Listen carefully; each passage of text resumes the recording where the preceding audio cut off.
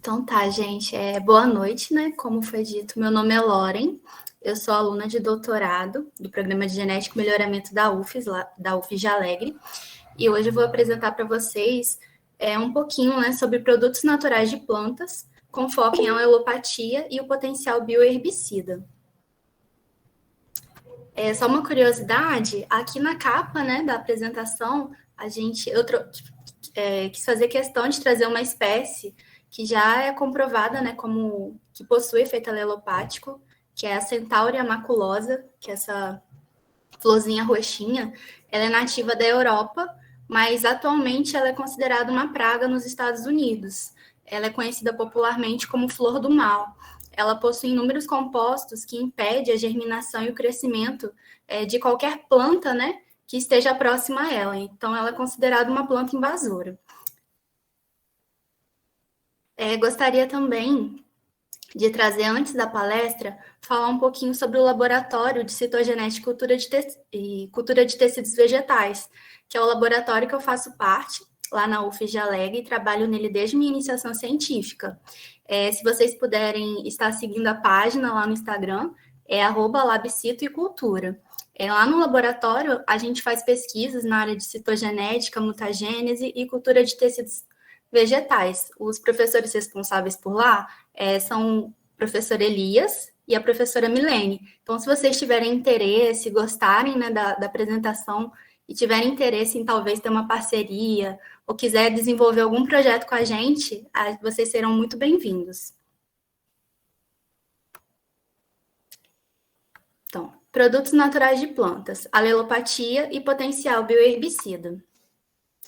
As plantas, elas interagem de diferentes maneiras no ambiente. Embora a gente tenha essa impressão que as plantas são estáticas, elas se comunicam a todo momento, seja com polinizadores, herbívoros, disseminadores de sementes, patógenos e até mesmo outras plantas. As plantas, a gente sabe, né, que temos o metabolismo primário e o metabolismo secundário, o metabolismo especializado. Esse metabolismo é responsável pela síntese de muitos compostos. Esses compostos, né, chamados de compostos metabólitos secundários, ou até mesmo aleloquímicos, eles são produzidos pelas plantas em resposta a fatores externos e internos. Por exemplo, aqui nessa imagem, nós temos o exemplo dessa planta, que ela tem uns frutinhos vermelhos, e aqui a gente consegue observar que, de acordo com a interação que está sendo feito com ela, ela libera alguns compostos no meio ambiente. Por exemplo, em resposta, né, a estresses como chuva, estresse hídrico ou estresse solar, a planta ela libera terpenoides voláteis para fazer a proteção, né, de suas folhas. Ao mesmo tempo, ela também pode liberar compostos em resposta, né, ao ataque de herbívoros, a mastigadores, a polinizadores. E esses compostos, eles servem tanto para atrair esses animais, quanto também para repelir esses animais. Um outro caso muito interessante é que a planta ela consegue interagir com outra planta, também pela liberação, né, desses compostos, que é o que a gente vai ver mais para frente.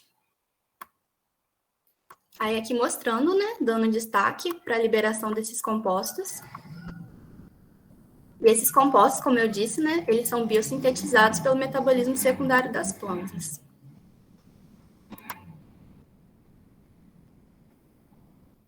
Essa interação de uma planta com outra, a partir, né, dessa interação bioquímica, da liberação desses compostos, nós chamamos de efeito alelopático. Mas o que é alelopatia? O que é o efeito alelopático?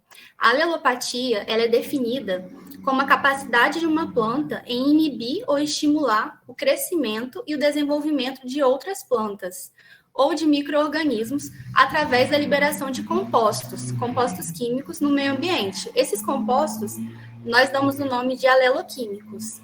Esse termo alelopatia ele foi cunhado por Molich em 1937 e ele deriva das palavras gregas alelon, que quer dizer mútuo, e pathos, que quer dizer prejuízo.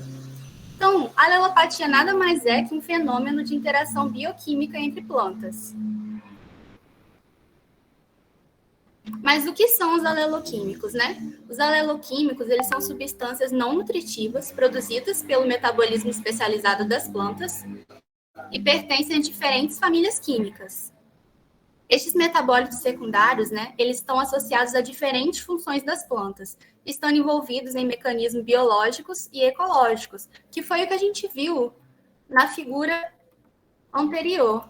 Eles são liberados, né? Eles possuem diferentes, né, funções ecológicas. Eles servem para atrair polinizadores, atrair dispersores de semente, ao mesmo tempo que eles atuam para repelir o ataque de herbívoros, o ataque de patógenos e também de plantas, né, concorrentes. Deixa eu voltar. Aqui na imagem, nós temos algumas classes desses aleloquímicos, e os aleloquímicos, geralmente, né, mais encontrado nos estudos, nas plantas, que elas mais apresentam, geralmente são os terpenoides e os alcaloides. Pela imagem, a gente consegue ver que existem inúmeras, né, classes de compostos que vão atuar como composto alelopático. Aqui na imagem, né, a gente tem os produtos químicos alelopáticos e também mostrando um pouquinho da provável rota de síntese desses produtos. Como eu disse anteriormente, né, a alelopatia, ela se dá através da síntese e liberação de aleloquímicos no meio ambiente. Esses aleloquímicos, né, essas substâncias, elas podem ser liberadas a partir da volatização, lixiviação das folhas, decomposição de resíduos vegetais e também pela exudação das raízes. Esses compostos, quando liberados no meio ambiente, eles acabam atuando sobre as plantas vizinhas. Essas plantas, se elas não tiverem, né, defesa contra essa planta que tem esse potencial alelopático, ela acaba sofrendo danos devido a esses aleloquímicos. Então, a síntese e liberação de aleloquímicos, ela leva a uma série de alterações morfológicas e metabólicas nas plantas vizinhas, e isso influi diretamente sobre a emergência e o crescimento dessas plantas. Como eu disse anteriormente, né, a alelopatia, ela é a capacidade, né, de inibir ou estimular o crescimento de plantas vizinhas. Geralmente, né, a gente trata mais desse assunto quando a planta ela tem a capacidade de inibir o desenvolvimento de outras. E é o que mostra aqui na imagem. Mas então, qual que é a importância da alelopatia? A alelopatia ela é muito importante nas comunidades vegetais, nas comunidades naturais de plantas, porque ela é um fenômeno comum e recorrente e ela modula toda a estrutura de uma comunidade vegetal. Ela está associada à distribuição e abundância de espécies, à sucessão de espécies dentro dessa comunidade. Além disso, a alelopatia ela também pode ser aplicada em sistemas agrícolas. É muito importante, por exemplo, o produtor saber se tem alguma espécie ali que tem esse potencial alelopático, pois caso tenha, né, ela pode acabar influenciando nas outras culturas que estão plantadas ali ao redor e levar prejuízo, impedir a produtividade. Além disso, também a alelopatia, né, essas plantas alelopáticas, elas têm potencial para serem usadas para o desenvolvimento de bioherbicidas, que é o que a gente vai ver mais para frente. Outra importância da alelopatia é até o caso, né, da planta, a flor do mal, né, que eu trouxe na apresentação do slide, é o caso de gramíneas exóticas e invasoras. Então, essas plantas invasoras, né, exóticas, que vêm de outros locais, elas acabam, né, se adaptando muito facilmente aos ambientes por não ter nenhuma planta que consegue competir com ela, graças a esses compostos, né, esses aleloquímicos que elas produzem. Então, esses aleloquímicos, esses compostos alelopáticos, eles estão diretamente ligados ao sucesso de plantas exóticas. Então, a gente sabe, né, o problema que é isso, que essas plantas exóticas, elas acabam, né, chegando em ambiente natural e acaba acabando ali, né, com toda a população de espécies nativas daquele local. Focando agora um pouquinho na alelopatia e no potencial bioherbicida, eu vou explicar um pouquinho para vocês qual é a aplicação, né, dessas plantas alelopáticas no sistema agrícola. Todo mundo sabe que as ervas daninhas, elas causam grandes perdas de produtividade nas safras agrícolas, e elas atuam ali competindo com as plantas cultivadas por espaço, nutriente, e isso acaba suprimindo a sua germinação e o crescimento. E o manejo e controle dessas plantas daninhas é realizado exclusivamente pela aplicação de herbicidas sintéticos, os famosos agrotóxicos. Isso é desde o início da Revolução Verde, desde 1960. Porém, o uso excessivo e inadequado, né, desses herbicidas, ele tem sido alvo de debate nos últimos anos, porque esses produtos, eles causam inúmeros danos ao meio ambiente, eles poluem o solo, poluem o ar, os lençóis freáticos. Além disso, eles causam implicações toxicológicas à saúde humana. E essas implicações toxicológicas vão desde os agricultores, né, que fazem o manejo errado desse produto lá na lavoura, e também nós consumidores, porque os agrotóxicos, eles têm esse potencial de acabar se acumulando nos alimentos.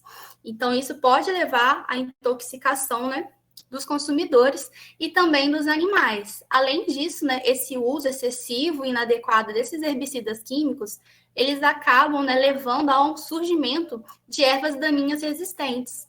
Então, esse produto, né, que foi desenvolvido para controlar essas plantas acaba favorecendo que tenham plantas mais resistentes. Isso acaba virando um ciclo. Vão se aplicando mais herbicidas químicos para controlar ervas daninhas, vão surgindo mais ervas daninhas resistentes, e vai se aplicando mais e mais e mais herbicidas químicos. Aqui na figura ao lado, eu trouxe para vocês uma informação de que cada brasileiro, né, ele consome, em média, 7,3 litros de agrotóxicos por ano. Além disso, o Brasil é o maior consumidor de agrotóxicos do mundo. Aqui na imagem, né, a gente consegue ver um pouquinho, né, das regiões onde tem alto índice, né, de consumo, né, de agrotóxico, que é o Mato Grosso, Paraná e o Rio Grande do Sul. Puxando um pouquinho, né, para o nosso cenário atual, diversas vezes nesses últimos anos a gente tem visto notícias, né, do número de herbicidas sintéticos que são liberados aqui no Brasil para serem utilizados nas lavouras, né, sendo que eles já são proibidos no restante do mundo, principalmente por esse potencial tóxico que tem. Então, o uso de herbicidas é um problema grave, um problema atual, que a gente precisa, né, buscar uma solução. E os compostos naturais, né, os aleloquímicos derivados de plantas alelopáticas, eles podem ser a chave para a gente utilizar, né, uma nova forma de controle dessas ervas daninhas. Esses produtos, esses compostos, né, eles são o foco de atenção de inúmeras pesquisas sobre o desenvolvimento de novos herbicidas para o manejo sustentável de ervas daninhas.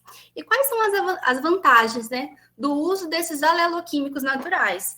Eles apresentam alta diversidade estrutural, novos sítio-alvos moleculares, baixo risco de indução de resistência.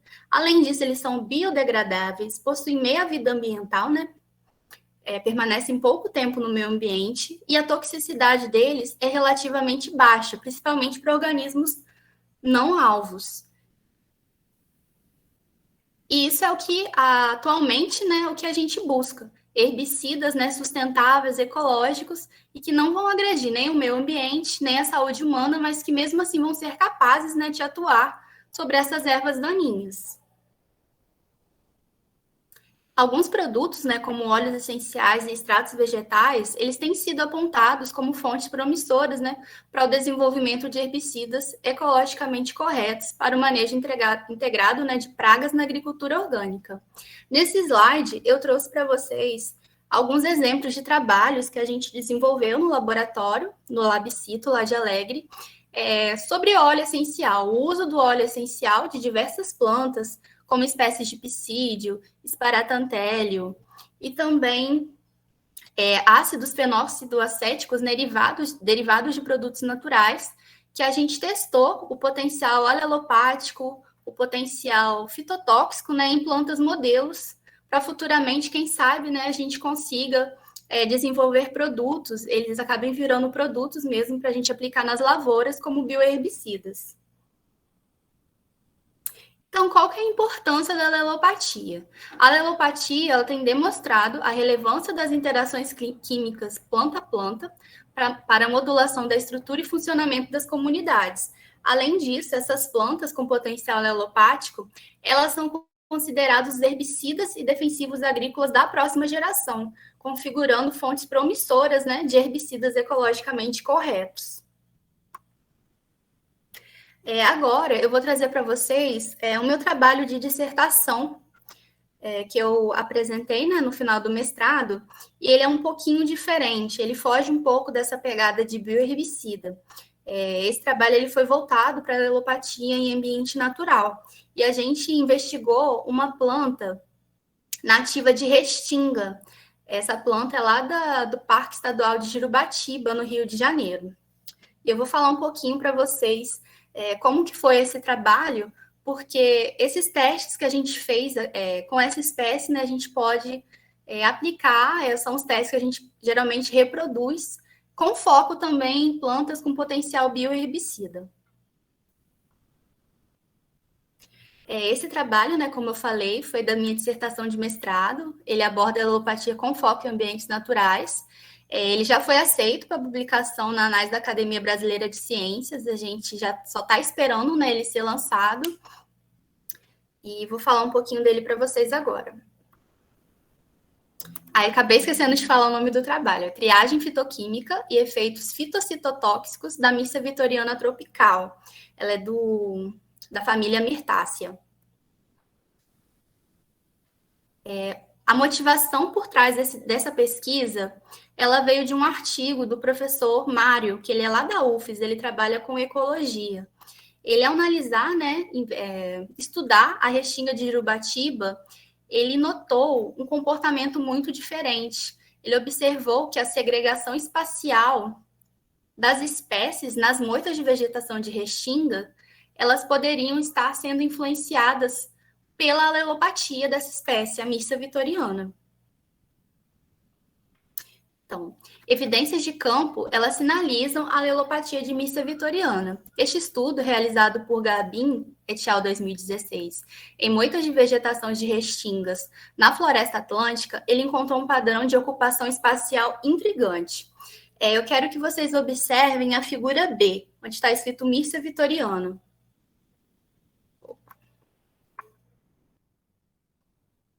Aqui de vermelho, eu estou marcando onde são as moitas que possuem, né, a presença da espécie Missa vitoriana. Então, essas bolinhas cinzas, dentro desse circulado vermelho, são os indivíduos de Missa vitoriana.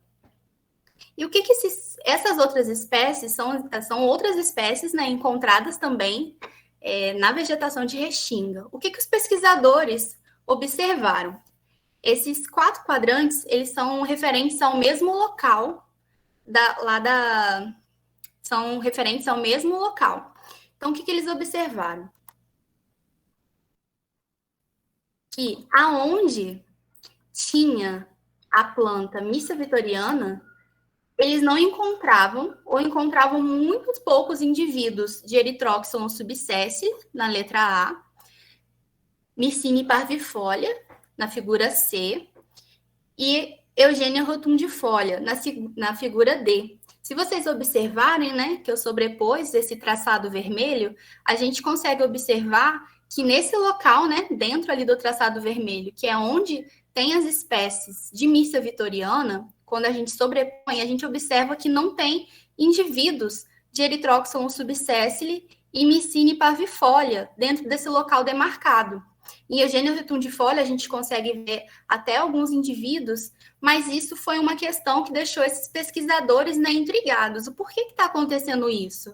Porque onde tem Missa vitoriana, não tem essas outras espécies. Então, dentre outros fatores, foi sugerido que a espécie Missa vitoriana ela poderia estar exercendo efeito alelopático em outras espécies de plantas. E isso acabou influenciando, né, os padrões de vegetação daquele local.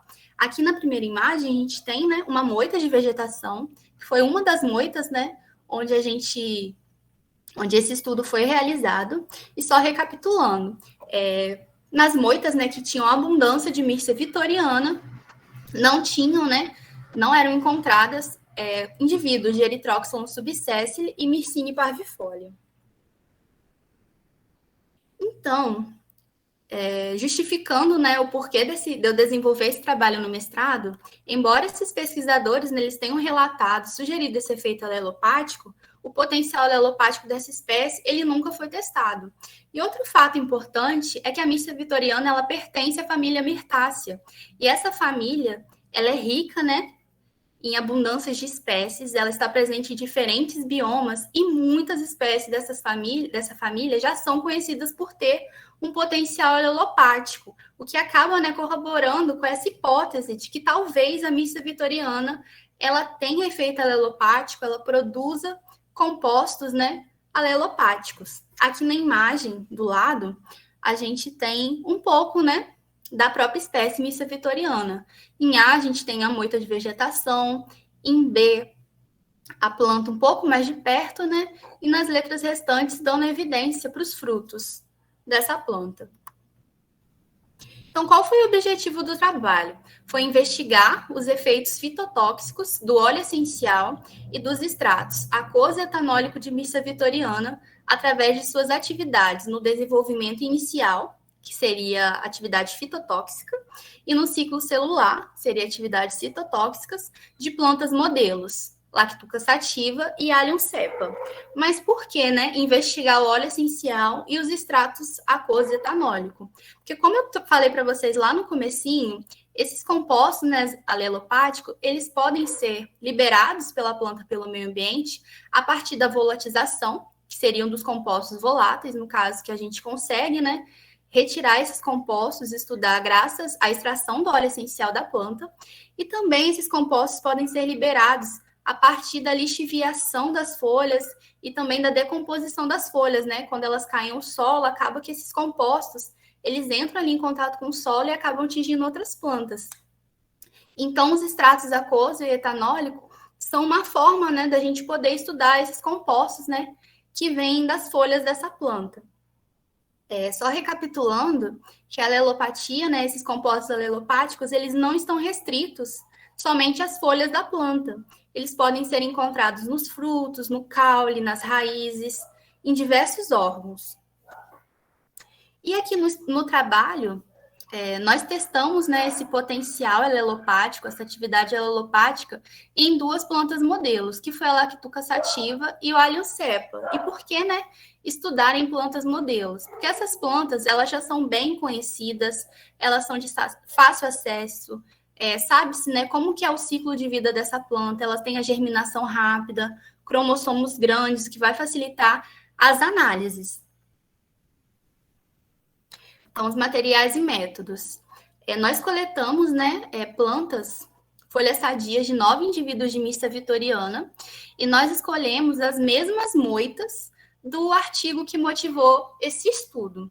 Então, aqui na imagem, a gente tem um mapa, né, mostrando o Parque Nacional da Restinga de Jurubatiba, onde que ele está localizado, no Rio de Janeiro. E aqui do lado, uma vista aérea, né, do Parque da Restinga de Jurubatiba. É um lugar, assim, muito bonito. Quem tiver oportunidade de ir lá conhecer, aproveite, porque, assim, é uma experiência muito, muito boa.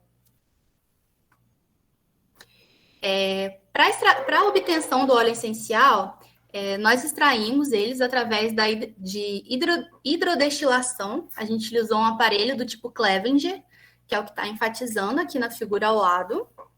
E nós realizamos também a caracterização química desse óleo, para a gente poder saber, né, quais são os compostos que estão presentes nesse óleo e que poderiam estar sendo liberados de forma natural no meio ambiente. Então, a quantificação dos compostos foi feita por cromatografia gasosa, acoplada à espectrometria de massa, e a identificação foi feita por cromatografia gasosa com detector de ionização de chama. E os compostos com área relativa acima de 10%, eles foram considerados majoritários. Essas análises, né, do óleo essencial, nós realizamos em parceria com o professor Luciano aí do IFES.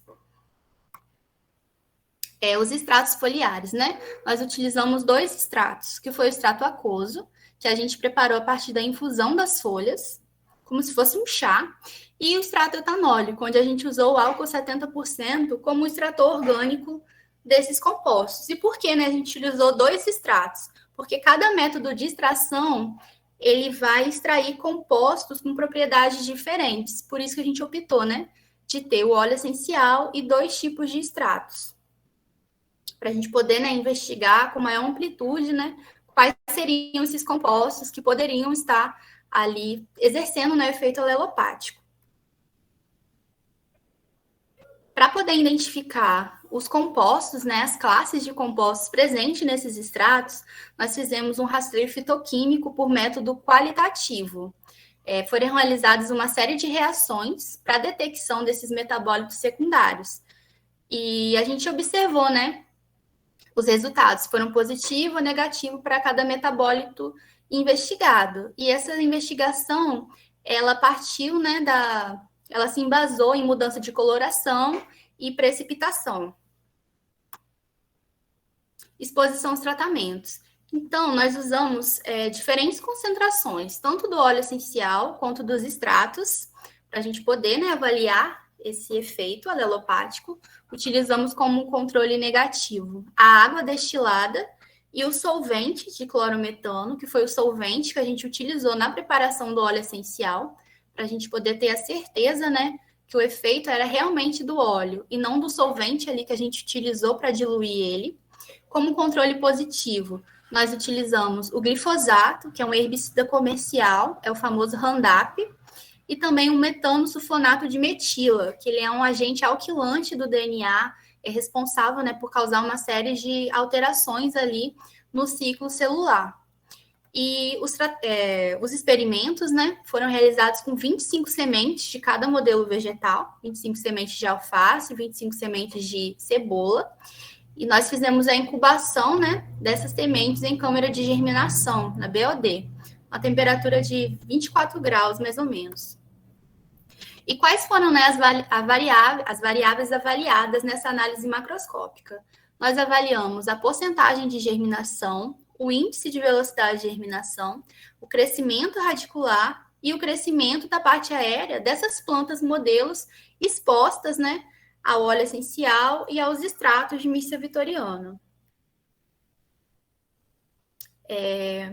Nós também realizamos uma análise microscópica. Por quê? Essas manifestações, essas alterações, né, a nível macroscópico, a nível do fenótipo, que a gente consegue ver, raízes pequenas, parte aérea pequena ou com manchas, elas são manifestações secundárias de efeitos, né, de efeitos desses tratamentos que a gente utilizou a nível molecular e celular. Então, essa análise microscópica ela é muito importante para a gente poder compreender o que esses tratamentos estão causando ali no ciclo celular dessas plantas, para poder levar, né, a expressão, levar a essas características de raiz inibida, parte aérea não desenvolvida. Então, nós preparamos, né, lâminas de meristema de raiz, que foram coradas, né, corceína acética, e nós preparamos essas lâminas pela técnica de esmagamento. Aqui na imagem abaixo, a gente tem uma figura, né, que simula o meristema apical da raiz, que é a parte da raiz que a gente utilizou para poder fazer essas lâminas. E a gente observou as células em mitose, e ali do lado, né, do lado do microscópio, como se fosse um zoom, mostrando, né, como que a gente observa essas células ao microscópio.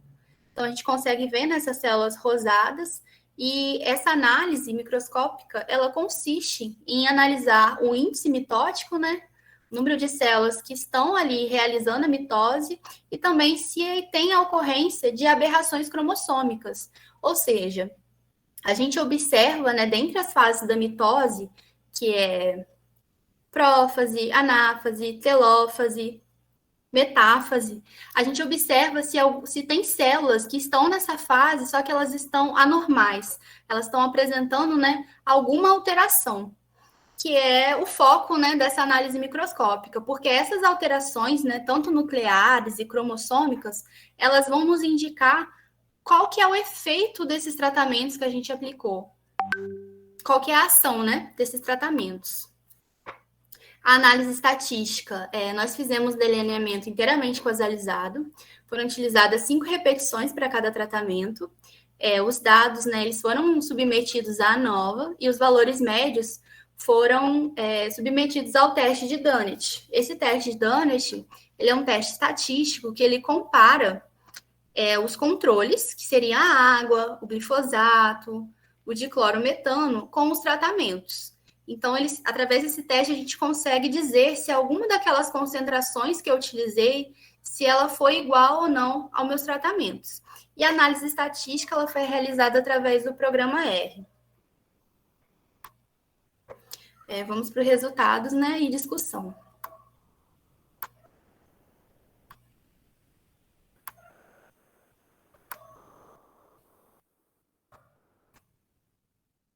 A análise macroscópica das plantas, né, de alface, que é a lactuca sativa, a gente consegue observar aqui na imagem que a gente tem 3 linhas, né?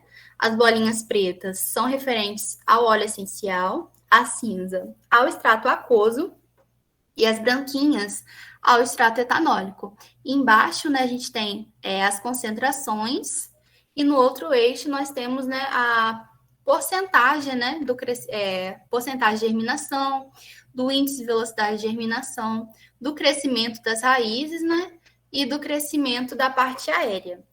Em A gente consegue observar que os tratamentos, né, que causaram maior efeito, assim, que mais inibiram a germinação, foi o extrato aquoso. A gente pode observar que na maior concentração, né, que foi a 5, essa germinação, ela caiu quase para 0%. O mesmo a gente consegue observar para o índice de velocidade de germinação. Esse índice, né, ele calcula o tempo que a planta leva, né, para poder alcançar a germinação. Ele foi avaliado de 8 em 8 horas até completar 48 horas. E em B, a gente consegue observar que tanto o extrato aquoso e o extrato etanólico, eles causaram, né, eles influenciaram negativamente a germinação e o índice de velocidade de germinação. A gente também observa esse mesmo padrão para o crescimento das raízes. A gente pode observar na figura C, que de acordo com o aumento das concentrações, o extrato aquoso e o extrato etanólico, eles foram inibindo o crescimento das raízes de alface.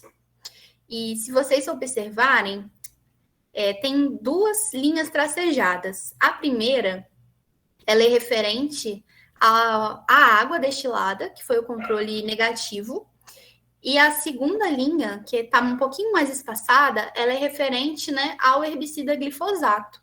Se vocês conseguirem observar, aqui ó, destacado de vermelho, na figura C, a gente consegue observar, né, que o extrato aquoso ele foi mais eficiente que o herbicida glifosato ao inibir o crescimento da raiz de alface. A gente pode ver, né, que o crescimento da raiz ele foi bem abaixo da linha do glifosato. Já em contrapartida, a parte aérea de alface, ela foi inibida por todos os tratamentos, né, na maior concentração, mas o tratamento que teve, assim, maior efeito, maior redução, foi o óleo essencial, que não tinha demonstrado nessa atividade em relação às outras variáveis que eu falei anteriormente.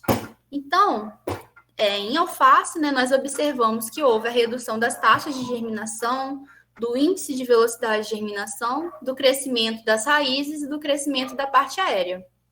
Aqui, outro fato importante é que em C a gente consegue observar que houve aumento do crescimento das raízes em detrimento da parte aérea. Então, isso é uma coisa muito bacana que a gente vai falar mais para frente, né? Mas vou falar de uma forma mais simplificada.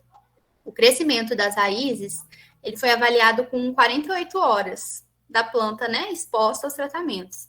Já o crescimento da parte aérea, ele foi avaliado a 120 horas de exposição. Esses dados, eles nos dizem, né, que a planta, ela acabou investindo, né, muito mais energia para o crescimento das raízes, né, em detrimento da parte aérea. E aí, esses dados, né, essa distribuição ela foi confirmada pelo teste de Dunnett, que eu disse anteriormente. Outra coisa legal para se falar aqui nessa figura, né, a gente tem plântulas expostas, né? Se eu não me engano, que eu esqueci de colocar aqui, eu acho que foi ao óleo essencial. Em A, são as plantas, né, que foram tratadas com água, e B, Não, óleo essencial não, aqui com extrato etanólico. Em A, a gente observa, né, as plantas que foram tratadas com água destilada. E em B, as plantas tratadas com extrato etanólico na concentração de 3.000, se eu não me engano. Que a gente pode observar, né? Que as raízes das plantas tratadas com água, elas são bem maiores do que as raízes, né, tratadas, que é óleo essencial mesmo, gente, desculpa. Ambas foram, essa que foi tratada com óleo essencial e essa com água destilada. O que a gente consegue observar, né, comparando essas duas plantas? Elas têm a mesma idade de desenvolvimento. As raízes das plantas tratadas com água, elas são bem maiores do que a tratada com a maior concentração do óleo essencial. A parte aérea das plântulas, né, tratada com água, estão bem bonitas, estão compridas, verdinhas. Já as tratadas com a maior concentração do óleo essencial, a gente consegue ver que elas sofreram, né, um processo de clorose, elas estão bem amareladas, elas estão com manchas, estão oxidadas. Claramente, né, houve aqui um estresse alelopático. Então, houve um estresse oxidativo, né, que levou à degradação de pigmentos, e isso também resultou, né, no afetamento da fotossíntese. Isso pode explicar, teoricamente, né, por que a parte aérea dessas plântulas tratadas com a maior concentração do óleo essencial, elas não se desenvolveram tanto. Já com relação à cebola, a gente tem aqui mostrando que o óleo essencial, ele foi mais eficiente para a cebola, a gente consegue ver que ele causou, né, as maiores reduções da germinação e do índice de velocidade de germinação, aqui mostrados, né, pelas setinhas vermelhas. E já o crescimento da raiz, né, ele foi afetado tanto pelo óleo essencial, tanto pelo extrato aquoso.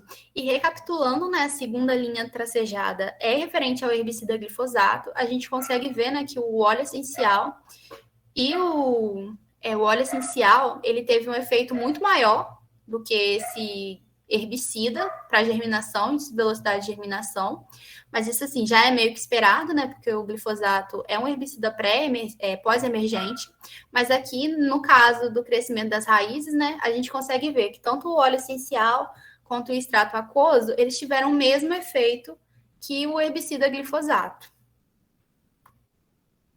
Então, em cebola, né, que é a alho cepa, a gente também observou a redução das taxas de germinação em VG, que é o índice de velocidade de germinação, e o crescimento radicular.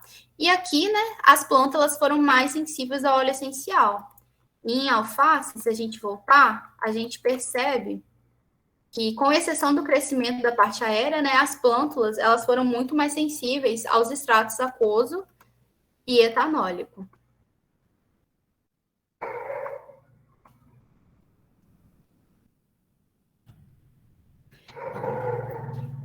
Em resumo, assim, dos dados, né, que a gente observou nas análises macroscópicas, a gente viu, né, que as maiores concentrações das soluções testadas, elas tiveram os efeitos mais significativos nas variáveis avaliadas, e que o efeito alelopático, ele não ocorre apenas pela redução da germinação, que é o percentual final de germinação, mas ele também pode ocorrer a partir de outros processos, né, outros parâmetros que estão envolvidos, como a velocidade de germinação, ou também mesmo a planta, né, ela pode chegar a germinar, mas talvez ela tenha o seu desenvolvimento, seja o alvo, né, desses compostos alelopáticos. Isso afetaria, né, o crescimento da raiz, o crescimento da parte aérea. E todos, né, esses efeitos que a gente observou são devidos, né, aos metabólitos secundários presentes nesses tratamentos. Esses efeitos, né, que nós observamos, eles já foram relatados em inúmeras outras espécies de plantas.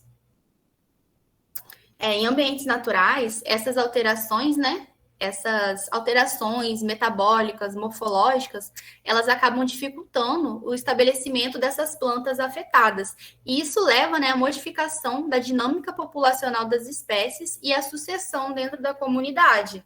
Então, pode ser, né, que no ambiente natural da Missa vitoriana, lá no campo de Restinga, esses compostos, né, eles estão inibindo ali o crescimento da raiz daquelas plantas que eu falei, que é a Erythroscon subsp. Lemicine parvifolia, e isso acaba, né, dificultando o estabelecimento daquelas plantas ali, naquelas moitas de vegetação, onde tem a presença da Missa vitoriana.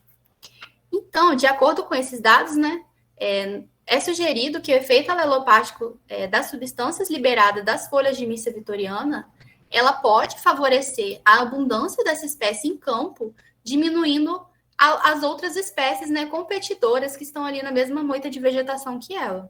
E a composição química do óleo essencial, do extrato aquoso e do extrato etanólico pode fornecer pistas sobre esses efeitos que encontramos aqui no trabalho. De acordo com a caracterização química, né, do óleo essencial das folhas de Missa vitoriana, nós identificamos como compostos majoritários o germacreno D, o biocírculo germacreno e o germacreno B. E eu não sei se eu falei anteriormente, mas os óleos, né, essenciais, eles são ricos em sesquiterpenos, monoterpenos, né? Então, tudo ali dentro do bolo da classe dos terpenos. E esses compostos, eles podem, né, ser volatizados em condições naturais. Então, pode ser que no ambiente natural dessa planta, da Missa vitoriana, esses compostos, né, podem estar sendo liberados ali e sejam eles que estão causando esse efeito, né, eles podem, né, estar dificultando o estabelecimento de outras espécies ali perto da nossa planta alvo de estudo. Aqui ao lado, né, mostrando a estrutura química desses compostos. Já nos extratos foliares, nós identificamos uma série de compostos que são reconhecidos como compostos, né, alelopáticos, que são os ácidos fenólicos, os flavonoides, as catequinas, os alcaloides, saponinas, terpenoides e taninos. Todos esses compostos, né, já foram relatados em outros trabalhos com atividade alelopática. Outra coisa também é que, por exemplo, as saponinas, os taninos e as catequinas, eles são compostos hidrossolúveis, ou seja, eles podem estar sendo liberados, né, lá no ambiente natural da Missa vitoriana, a partir da lixiviação, né, das folhas, através da chuva, ou até mesmo, né, pela decomposição das folhas, quando chegam ali ao solo. Então, esses compostos eles podem estar sendo liberados, né, dessa matéria orgânica e ali acabam, né, encontrando essas espécies vizinhas que são tão prejudicadas pela espécie. Então, recapitulando, né, os terpenos, as catequinas, os flavonoides, taninos e alcaloides, que foram, né, os compostos identificados aqui nesse trabalho, presente nos extratos e também no óleo essencial, eles possuem atividade alelopática já relatada em diferentes espécies de planta. Aqui, nesse slide, eu trago alguns trabalhos, né, com extratos de plantas de diferentes espécies que relataram, né, esses compostos que eu falei anteriormente, como catequinas, taninos, terpenos, como possíveis, né, causadores do efeito alelopático de certas plantas, tanto do extrato aquoso, etanólico, como até mesmo do óleo essencial, que seria no caso dos terpenos. Já a análise microscópica, ela demonstrou que o extrato etanólico, o extrato aquoso, que é o AE aqui, ó, o tratamento identificado como AE, nas duas menores concentrações, né, ele acabou causando a inibição do índice mitótico, né, no número de células que estão se dividindo, fazendo a mitose, e o tratamento, né, a concentração mais alta do extrato etanólico, também levou à diminuição do índice mitótico dessas plantas, das plântulas, né, de cebola. Outra coisa que a gente consegue observar foi, dentre as alterações, as aberrações cromossômicas, a presença de micronúcleos, que é uma alteração cromossômica, né, uma alteração encontrada no ciclo celular perigosíssima, que leva, né, à morte celular das plantas. A gente consegue observar principalmente, né, esse aumento, a presença desses micronúcleos nos tratamentos, né, nas concentrações com óleo essencial, na maior concentração do extrato aquoso e também em todas as concentrações do extrato etanólico. Embora que a estatística, né, esteja dizendo para a gente que eles não diferenciam dos controles, mas isso é porque são valores muito baixos, né, próximo a zero. Mas é importante a gente enfatizar que não tem a presença dessa alteração em condições ideais, que foi no caso das plântulas tratadas com água. Então, mesmo que esse número seja baixo, esses valores que apareceram aqui são extremamente preocupantes, né, porque esses tratamentos, né, eles estão inibindo, eles estão causando danos ali ao ciclo celular da planta, estão levando à morte celular. E isso pode, né, acabar justificando o porquê, né, da diminuição do crescimento das raízes e da parte aérea das plântulas. Porque se não há divisão celular, né, não há alongamento, né, desses tecidos. Em alface, a gente consegue observar, né, que para o óleo essencial, a menor concentração, ela aumentou o número de alterações, né, cromossômicas. Já o extrato aquoso, as 3 maiores concentrações, levou, né, também ao aumento de alterações cromossômicas, assim como todas as concentrações do extrato etanólico. Também foi observado, né, a presença de cromossomos perdidos, cromossomos aderentes, e também de ponte em anáfase e telófase, que está destacado aqui nas figuras.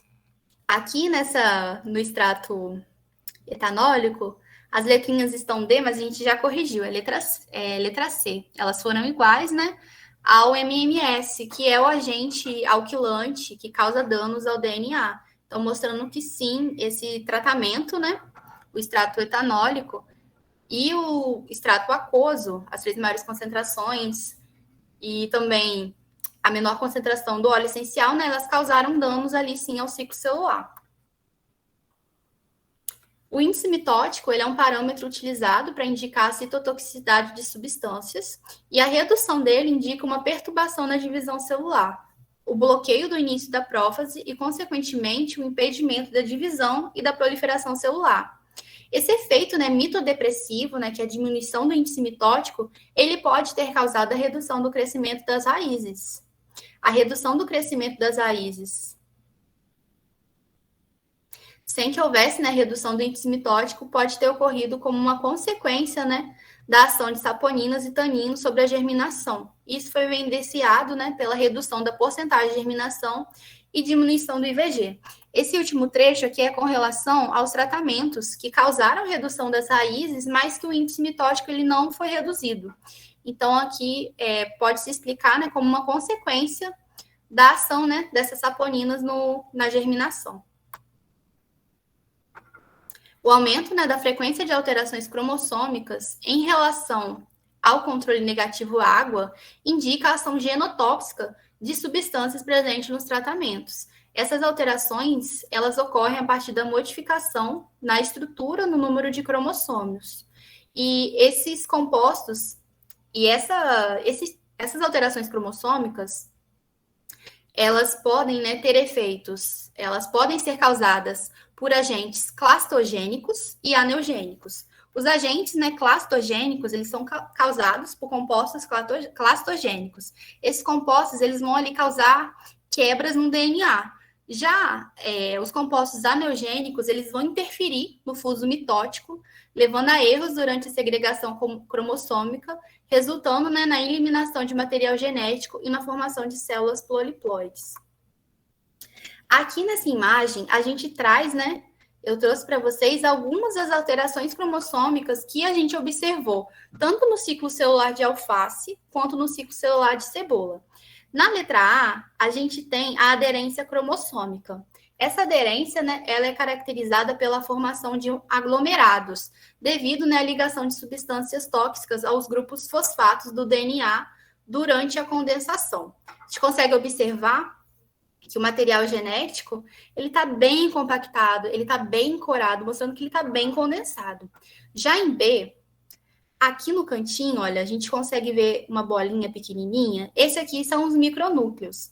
Então, eles são originados a partir de fragmentos ou perdas cromossômicas, que não são incorporadas no núcleo durante o ciclo celular. Elas acabam, né, sendo condensadas, envelopadas e ficam no cantinho.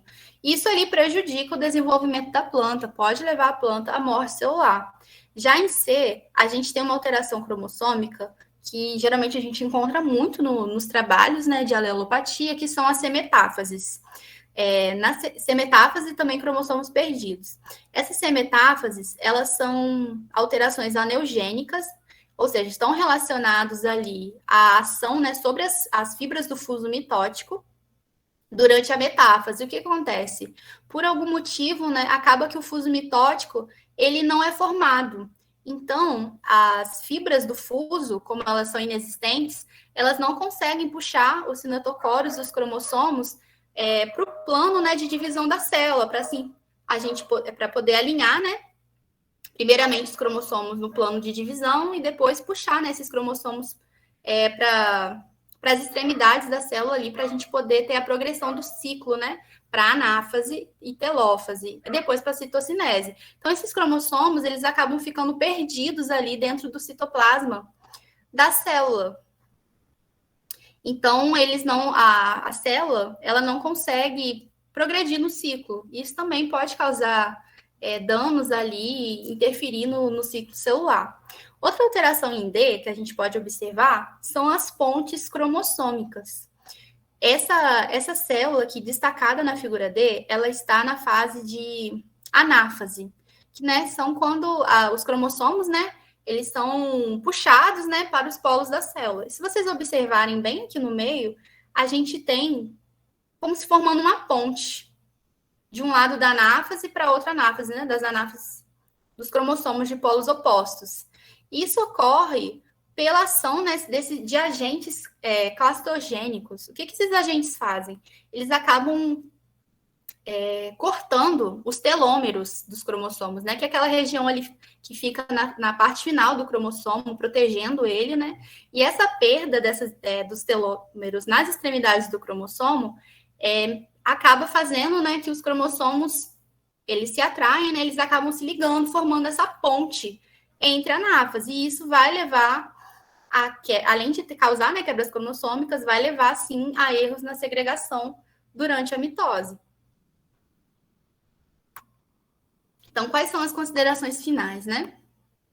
A missa vitoriana, ela apresentou efeito alelopático em lactuca sativa e alho cepa, que foi demonstrado, né, a partir do óleo essencial e dos extratos. Os compostos hidrossolúveis e também os voláteis, né, encontrados no óleo essencial podem explicar a alopatia, dado que esses compostos eles podem ser lixiviados ou volatizados naturalmente, e a espécie ela pode estar, sim, exercendo um papel relevante na definição dos padrões de distribuição espacial em comunidades vegetais.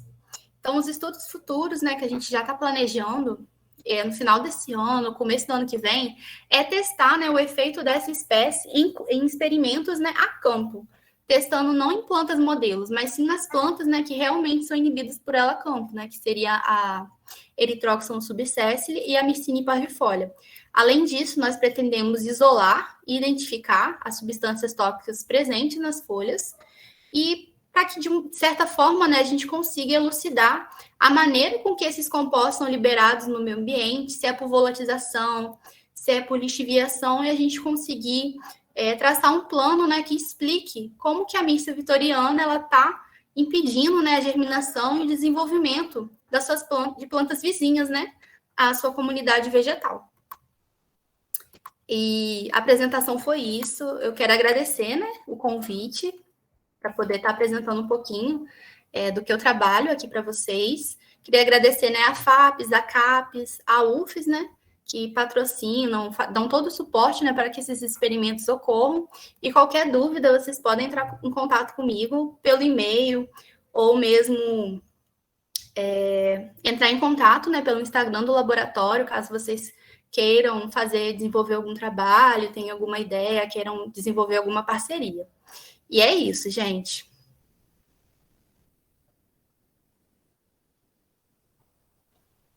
Lauren, que trabalho incrível! Parabéns, viu? E você estava aí nervosa, arrasou. Obrigada. A apresentação estava muito bonita também. Obrigada. Já temos algumas perguntas no chat. Ai, Jesus. Eu vou estar trazendo aqui. A pergunta é tudo do Zé.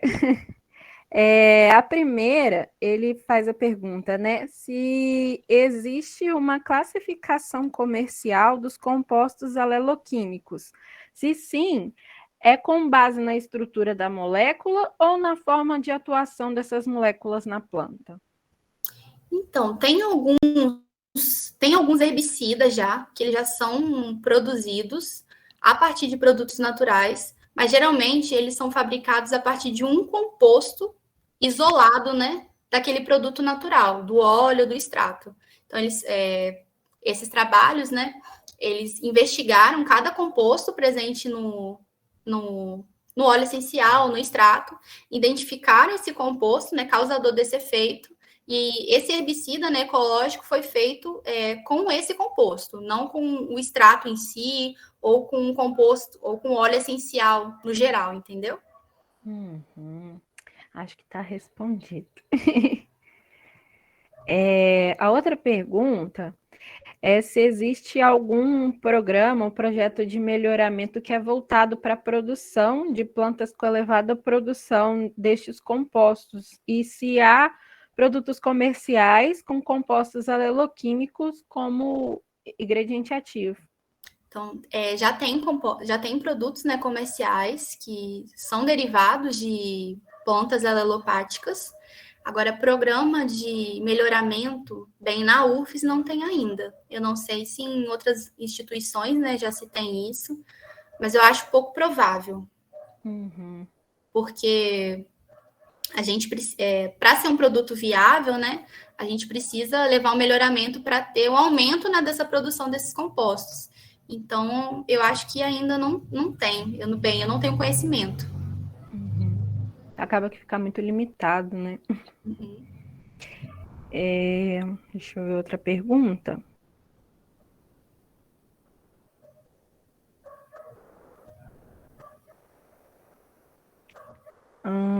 Tá. A pergunta é: embora esses compostos alelopáticos, né, os secundários, metabólitos secundários, estejam presentes em todas as plantas, há algum trabalho filogenético com árvore datada que possa explicar quando e quais prováveis eventos promoveram que alguma espécie apresentasse uma maior aptidão para a produção desse composto em relação a uma outra? Então, todas as plantas, né, elas produzem esses metabólitos secundários. Algumas vão produzir mais ou menos, e essa produção, ela está diretamente relacionada, né, a como que essa planta interage no meio. Por exemplo, a planta, ela pode passar a produzir um composto quando ela está em ataque. Quando ela não está em ataque, ela não produz esse composto.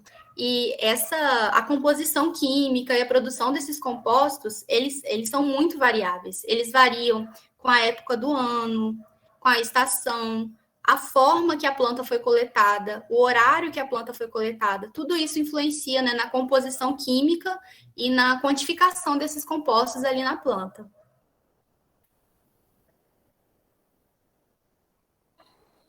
Acaba variando bastante, né? A questão do ambiente, a temperatura, o tempo que vai pegar. A gente também sofre um pouquinho com alguns dos experimentos aqui também. A última pergunta do Zé é se há relatos de compostos alelopáticos provendo duplicações cromossômicas, ou seja, sendo fontes de diversificação de outras plantas.